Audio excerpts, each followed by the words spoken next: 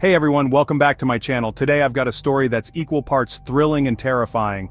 Buckle up because this one is going to be wild. So some context, I'm a graffiti artist, but unlike most, I prefer my art to stay hidden. I find old, forgotten places where my tags can thrive undisturbed.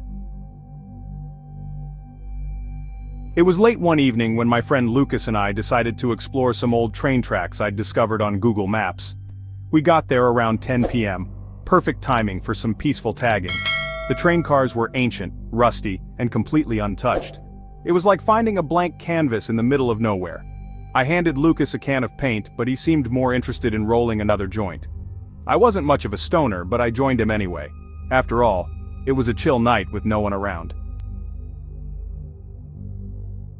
After finishing my first tag, I moved to the next car, and then the next. My adrenaline was pumping. Suddenly we heard a metallic clang echo through the night. We froze. The sound came again, louder this time, like something heavy being dragged. Lucas and I exchanged nervous glances. We weren't alone. I decided to record what was happening, just in case. Here's the clip. We heard footsteps approaching, slow and deliberate. My heart raced. I whispered to Lucas, "Let's get out of here."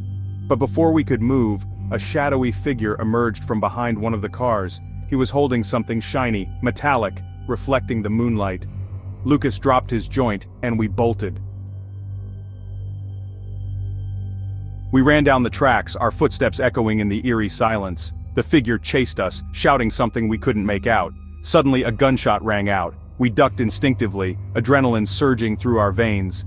I stopped recording as we sprinted towards the main road. We didn't stop running until we were sure we were safe. I couldn't shake the image of that shadowy figure. Who was he, and why was he chasing us with a gun?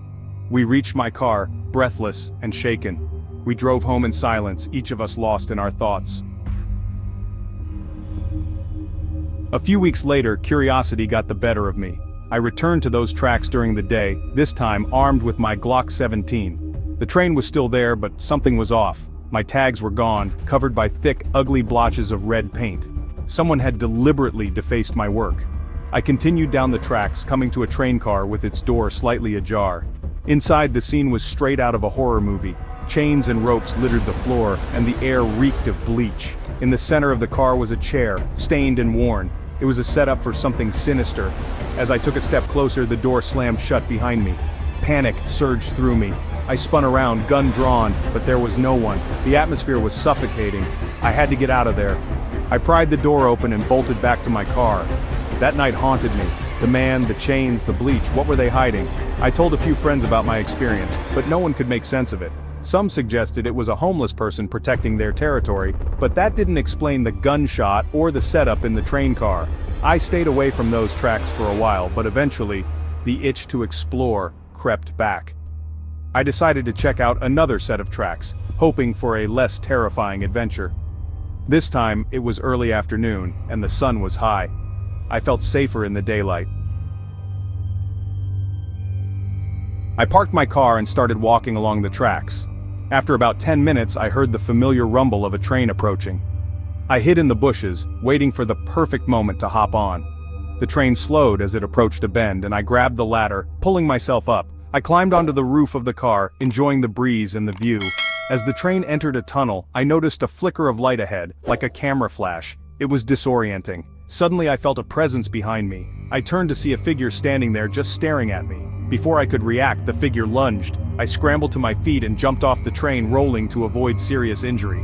I lay there, breathless, as the train continued through the tunnel. Who was that, and why were they after me? I limped back to my car, constantly checking over my shoulder. I didn't see anyone, but the paranoia lingered. When I got home, I told my parents what happened. They were understandably freaked out and told me to stay away from the tracks. But I couldn't shake the need to understand. Weeks passed and I found myself drawn back to the mystery. I needed answers. Why was someone lurking on those tracks? What were they hiding in that train car? I started researching local legends and found stories about a reclusive man known as the Train Keeper. According to the tales, the Train Keeper was a former railroad worker who had lost everything: his job, his family, his sanity. He took to living on abandoned trains, protecting them from intruders. But there were darker rumors too. Some said he was involved in illegal activities, using the trains as a front. Determined to uncover the truth, I returned to the tracks one last time, this time with a plan. I brought a friend, someone who knew how to handle themselves in a fight. We approached the train cautiously, armed with flashlights and a sense of determination. The train was eerily quiet as we boarded. We moved from car to car, finding nothing but old equipment and debris. Finally, we reached the car with the chair. It was empty, the chains and ropes gone. The bleach smell lingered, a haunting reminder of my previous visit. We were about to leave when we heard a noise, a soft, almost imperceptible shuffle. We turned to see the train keeper standing in the doorway, a menacing smile on his face.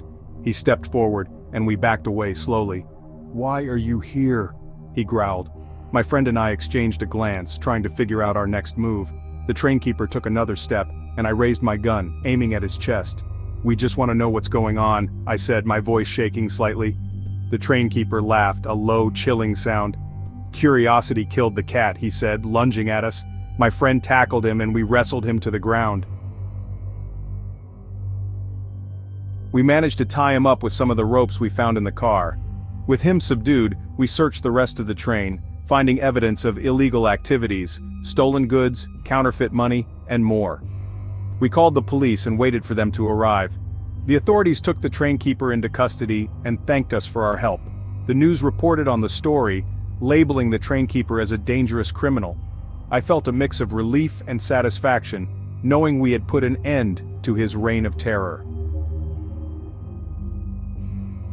But even now, I can't shake the feeling that there's more out there, more mysteries hidden in the shadows of forgotten places. And maybe, just maybe, I'll be the one to uncover them. Thanks for watching, everyone. Stay safe, and don't forget to like and subscribe for more stories.